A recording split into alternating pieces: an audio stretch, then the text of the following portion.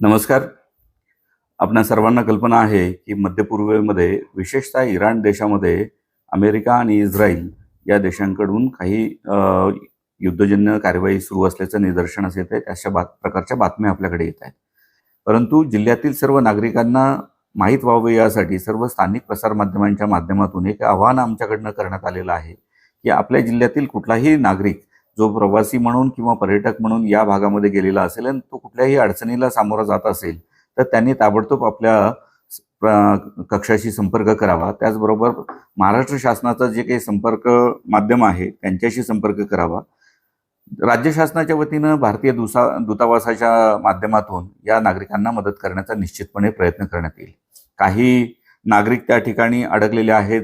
प्रवासाची आता व्यवस्था त्या ठिकाणावरनं परत येण्याची होत नाही असं निदर्शनास आल्यास राज्य शासन आणि केंद्र शासनाच्या वतीनं आवश्यक त्या उपाययोजना त्यांच्या माध्यमातून करण्यात येत आहेत.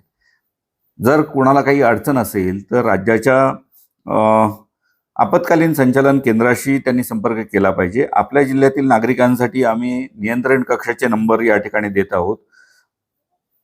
02162 23 21 75 हा आमचा लँडलाईन नंबर आहे.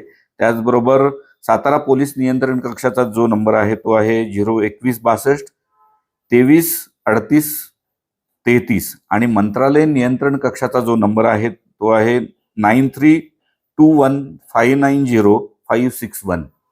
तर मी सर्व नागरिकांना विनंती करतो, आवाहन करतो की अशा प्रकारच्या आपल्या नातेसंबंधातील किंवा मित्रपरिवारातील कोणीही व्यक्ती इराणमध्ये किंवा इतर कोणत्याही ठिकाणी अडकला असल्यास आणि त्याला काही मदतीची आवश्यकता असल्यास कुठल्याही प्रकारे आपण घाबरून जाऊ नये.